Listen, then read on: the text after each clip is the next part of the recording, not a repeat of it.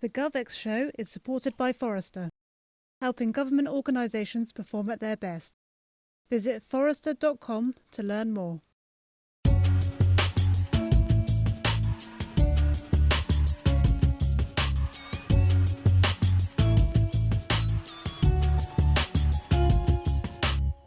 Hi, welcome to another episode of the GovX show. Today I'm joined by Kurt Frary, who is the CTO of Norfolk County Council. It's a place I love. I get to spend a lot of time there, but don't let the sound of the rural idyll that is Norfolk put you in thinking that it's not a technological innovator. They've got one of the biggest IoT programs in the country. They have a huge commitment to innovation and technology, as you'll hear from Kurt. And they're a real trailblazer in working in partnership with technological providers and partners to develop innovative solutions that deliver real impact. It was great to hear from Kurt. And if that's not enough, he's also a man that used lockdown to build his own arcade machine. So you've got to tip your hat to him for that as well.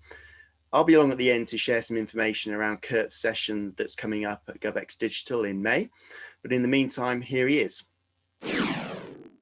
So Kurt, welcome to the GovX show. It's great to have you here. Yeah, thank you. I'm pleased to be here. Good stuff.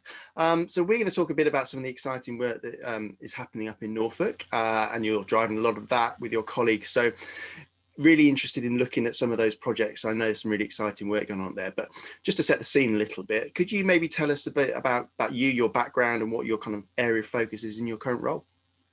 Yeah, actually, I love talking about this because for my day job, I'm Deputy Director of IT at Norfolk County Council and the Chief Technology Officer. So I run the operational service. But that's not the exciting bit for me. You know, that works. We've had to deal with a lot of things around COVID and things. But the exciting bit for me is around innovation. So one of the things I'm doing right now is rolling out the largest IoT network in the UK across Norfolk and Suffolk. So we started that pre-COVID, and we've carried on rolling it out. So if you look at the maps of IoT coverage, you'll see that Norfolk is well up there, and we're on track, and we're using it for lots of innovative projects. So that's interesting. How, you know, we get sort of distracted by sort of big city projects and this sort of stuff, but Norfolk and Suffolk are blazing a trail here. So how and why have you kind of got Norfolk at the forefront of this? What's the driver and the impetus for that?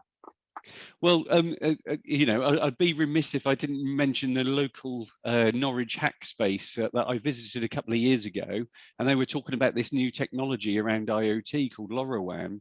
And when I looked at it, I went out and bought a gateway, put it on the top of County Hall just to try it, just to play with it a bit.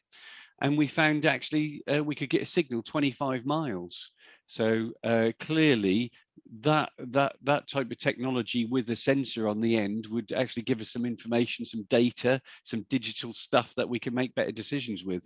So when we tried that, we engaged with our gritting team because it was coming up to winter to see if we could get some data from the roads around whether we needed to grit or not. So the more we grit, the safer the roads, the less we grit, the better the environment. So there was a real use case around that.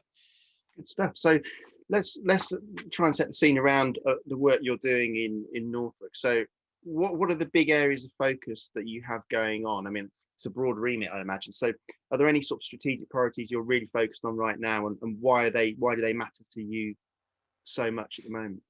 Yeah, I think the pandemic has shown us that a lot of services needed to change to digital, or were in the process of changing to digital, need accelerating.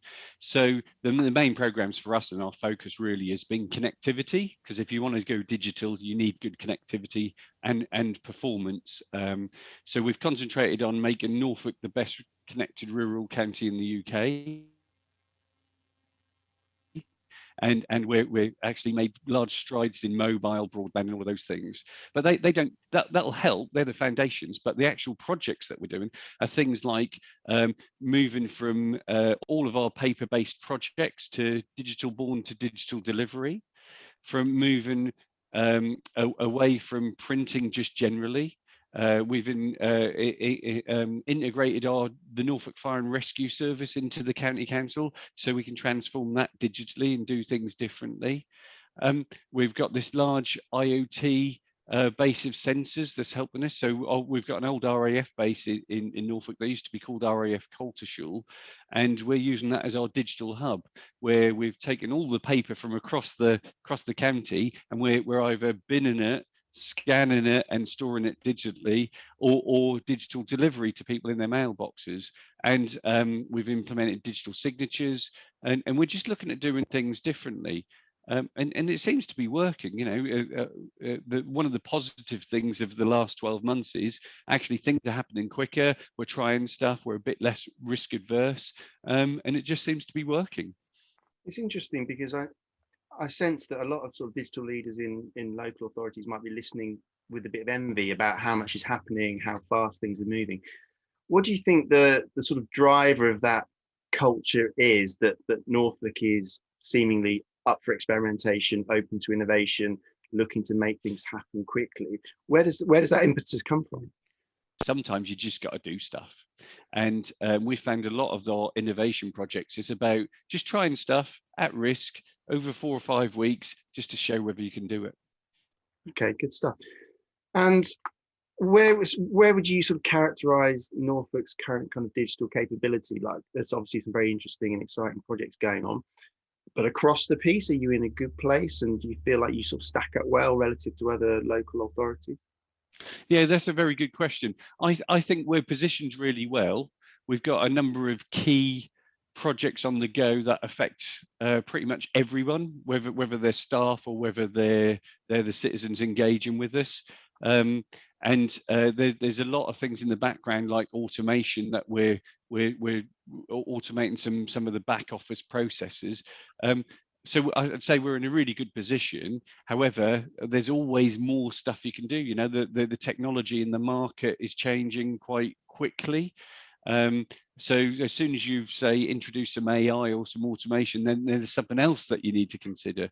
And I think the trick is just to keep an open mind and embrace those new things as they come along. Some will fail, but actually it's probably good, because you're testing and trying things. The thing not to do is not embrace it. You want to be a Netflix, not a Blockbuster. Yeah, and it's good. I think everybody can learn from that, but the risk appetite needs to be there. You need to have a culture that sort of, not, in some ways encourages, but supports trial and occasional failure, and there isn't a sort of a big punitive culture around that. So it's good to hear that that's in abundance in Norfolk, and that other organizations can be that brave as well. So it's really encouraging. I'd like to look at some of the specific projects. You've referenced a couple already, because I think this is where the rubber hits the road, as it were, in terms of the intent and the sort of strategy really being executed in terms of some projects that make a real difference to people's lives, which is what it's all about, really.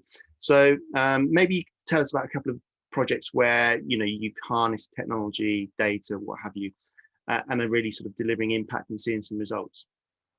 Yeah, so I'll talk about a couple of my favourite ones. So the first one really touches on everybody. We commissioned a company to do a drive study around mobile across the county. Basically, a number of people in a van driving around Norfolk with different mobile handsets, which are connected to different mobile provider networks. And because we all talk to the mobile network providers like Vodafone, EE, or whatever, and they always tell us about one signal. Is the signal good in a certain area? Being a rural county, it's really important to have connectivity. Yeah. So we commissioned a drive study, and what we found was that the data we were being told, or the information we were told, wasn't the same as what the reality was. So we took a stance of not going into conversations with the mobile network operators to beat them up or to say that's not good, but to offer them help to improve the coverage. And that stance worked, which is different to traditionally going, if you want to use our buildings and you want to put a mast on, we've got to charge you, because no one benefits. For a few quid, no one benefits. So we took the stance that if any mobile network operator wants to use one of our buildings, and we've got quite a few across the region, as you probably appreciate, that they could use them for nothing or for the install charge, because the citizens benefit, business benefits, and we benefits. So that's one project. The other one I'd talk about is the IoT one, because to give you a couple of examples on that, during the pandemic, we had to stand up a temporary morgue. And having a large IoT network in the region, that allowed us to put temperature sensors in an area where the morgue was, where we wouldn't have any connectivity traditionally. And so within 6 weeks, we were able to stand up a service and a dashboard that told us whether we got the right temperature in that morgue. Also, we're looking at adult social care. So we've got a load of sensors in people's homes that tells us if they've got up in the morning, whether they've put the kettle on, whether they've opened their drawer with their pills in. So we're at the first stage of a prototype for that, and we're taking it to our adult social care team, and we're now got to move that to the next stage where we've got to do a live pilot. That's really powerful, because that's digital as an enabler, and it's really kind of reaching out into society, into the rest of your organization, working in partnership, and also the partnership piece with the mobile phone providers as well. It's that switching the idea from it being about provider and customer to more of a sort of collaborative partnership, and saying, well, we've got the physical spaces, you've got the data, you've got the technology. Let's see if we come together with a common purpose. Can we deliver something that's better than just a phone signal off a roof, and it's something more meaningful that's kind of getting into people's lives? So it's really exciting to hear that kind of cultural mindset, and then it being enacted in reality. It's really great stuff. I suppose inevitably it's not all roses when you get to sort of enacting projects and stuff. Are there any challenges you come across regularly? I suppose budget's always one, but what are the things that make life harder, and how do you sort of tackle those challenges that come up? Yeah, I think the ignoring the budget one, because everybody, I think, it has those problems. It's going to be the future. But the thing that is always a challenge around innovation in digital is about convincing people.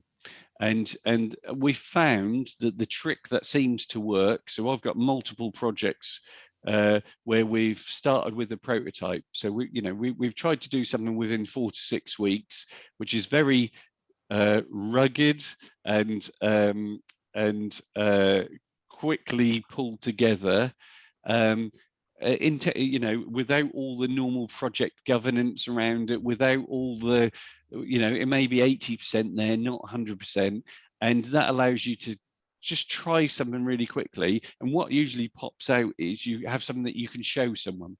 And then when you can show someone something, then they get it. Whereas if you talk to people about a 12-month or a 2-year project and the cost of that, it just doesn't work. So if you go, look, we've tested this, we've worked with subject matter expert, it looks like this, where do you want to go next? Instantly, you're engaging with those people, and that makes a big difference. And I think it's a tried and tested process for us. So you do prototype, you do some sort of pilot, maybe a bigger pilot, and then you make a bid for the money or the case to do a wider thing.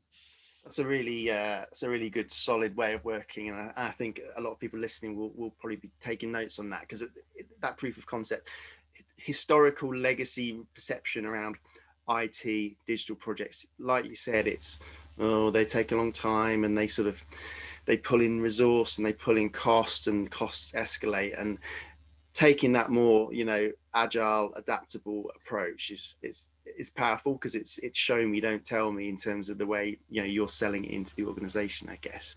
I'm interested also in sort of how your role, your team, the function, expectations have changed, in the sense of maybe things that were done 15, 10 years ago, 5 years ago, manually, via forms, papers, people visiting offices, partly by sort of by the nature of the last year that's happened. Have expectations changed in terms of sort of end users and customers and citizens in Norfolk for how they want to interact, how they expect to receive their services? Is a big change sort of what you've seen? Oh yeah, I would answer that in a couple of ways, if I may. So in terms of staff and how they support citizens in Norfolk, that definitely has changed. If I think about my IT service and whether we're going back into buildings, because they all work from home at the moment, bar a couple of people, generally no one wants to go back to the office, because they like the flexibility of the lifestyle, but also the tech and all of the things around it, the support and infrastructure works. In terms of working with the public, What I'm really pleased to say is that the general public has helped us a lot. Clearly, everybody has different circumstances, but a lot of them have been considerate in terms of they know that things have changed and helped us. We have been changing some of our services to video calls as well, like the NHS has with doctors' appointments and things. So where we've been forced to, obviously we've had to, and there's been a very clear message around that. But I think our expectation is a lot of the stuff is not going to change back. It's going to stay the way it is, where possible, or where it makes sense to. And also, our expectation of change has changed. We're expecting things to carry on this way and to build on that and be more digital. But the printing one's really interesting for me, because when we looked across we looked at our printing reports, who's printing what and how much. Our printing almost overnight was 90% down. So that's led us to look at some of our commercial arrangements with people like the people we're arranging our printers with our laptops or whatever, because actually, if you've got a good relationship with your commercial providers, now in this particular case it was Canon. We use Canon for our printing. They came to the table and go, what do you need? We'll work with you. So we've adapted the contract and adapted to what we're getting from them. And they've helped us on the digital print journey. So rather than provide printers and paper, they're now providing a digital solution for us, which works really well. So it's a win-win. So again, there's that collaboration piece. There's that, have the conversations, be upfront about what it is you need, how things are changing, and working in partnership with suppliers, and rather than sort of, in conflict and constantly sort of looking for cost cuts and stuff. Find out what they can do for you, and I guess you don't find out unless you ask, and if you sort of raise the question and have that open dialogue. So that's a really refreshing approach to hear about. I guess there's an area of technology in the public sector that I guess it's coming over the horizon. Some things, buzzwords we hear, and in some organizations they're being used, in others it's sort of way off. What do you see as the next kind of strides and leaps and opportunities into the public sector? Technology partly, but I guess there are other things that go with it. It's around the culture and the behaviours and how you use it. Anything sort of coming over the horizon that you see as being a really exciting possibility for how you work and other organisations might work in the future? So considering where I sit, the things that excite me the most are the data explosion. So we're going to have more information as a population rather than just a county council, and that's going to enable us to make different and better decisions, I think. And because every time I see any information, if you get a layer of information and another layer on top of that, another layer, suddenly it tells you something different to what you think you knew. So that's quite important. So there's the data explosion. The other thing that I'm personally very interested in is around the AI piece. And there's a bit about machine learning, about, if you're collecting loads of data and you've got systems already and you put those together, if you ask the right questions of machine learning, it will help you identify patterns and help you with that. But there's other AI, AI in people's homes. So at the moment, we've got a generation of older people who basically, for the county council, costs us £1 million a day to support. And we know the population the average age of the population is getting older. So there's more people to support with less money, because our budget's getting lower. So we need to make a dent into that £1 million so we can help more people. And we've got a generation of people probably my age who will then get older, who will perhaps be a bit savvier with IT, depending on what their experience is. And that may be that we can help them to live independently longer, maybe not go in their home, and take the pressure off the wider system. So I'm quite excited about the ability of tech and looking at the environment and our population, and see if we can do something better for people. So people are at the centre of what we do. Great stuff. It's good to hear. There are exciting possibilities ahead, and it's about sort of being open to them and trying things, as you said, which is part of the culture in Norfolk, and hopefully other organisations are the same. I'm really excited that you're obviously going to be joining us for the conference in May and sharing some of your experiences and projects in some more detail. So I think there's a lot of learning there.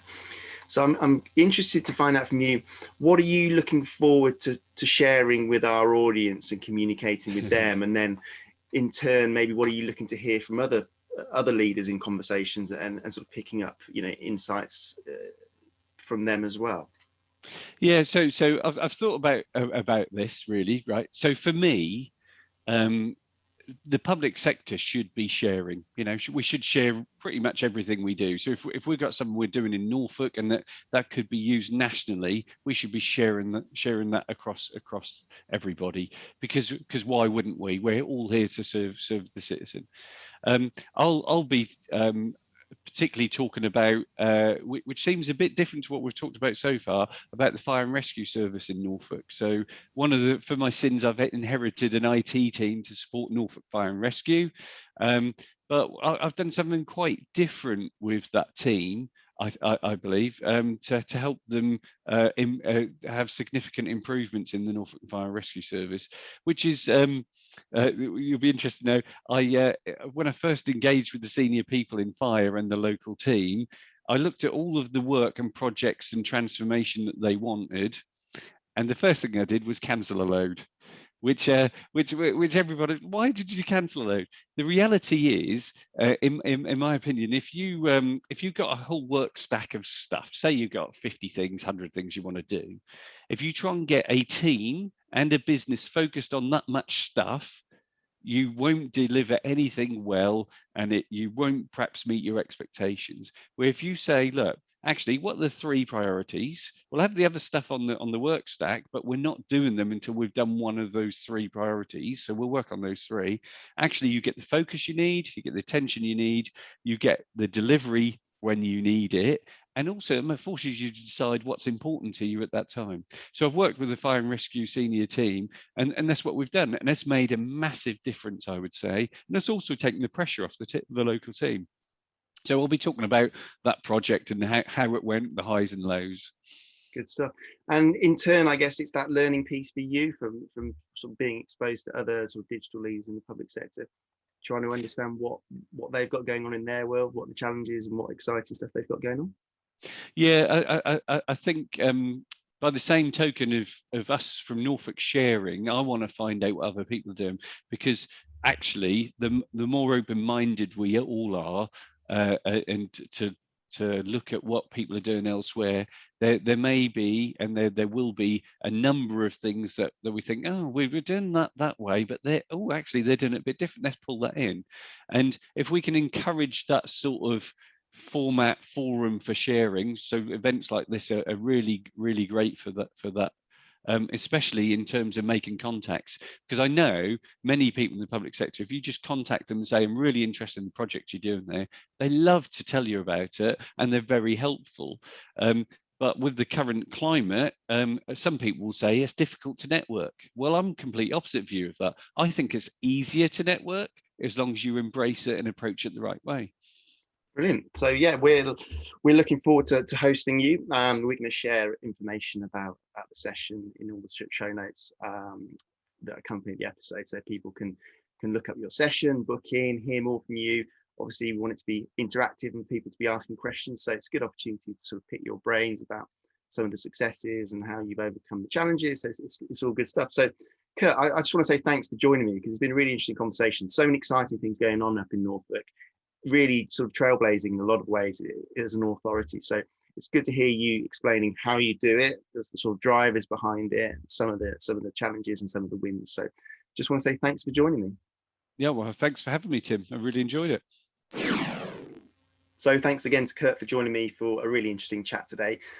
Great to hear some of the great work that's going on up in Norfolk.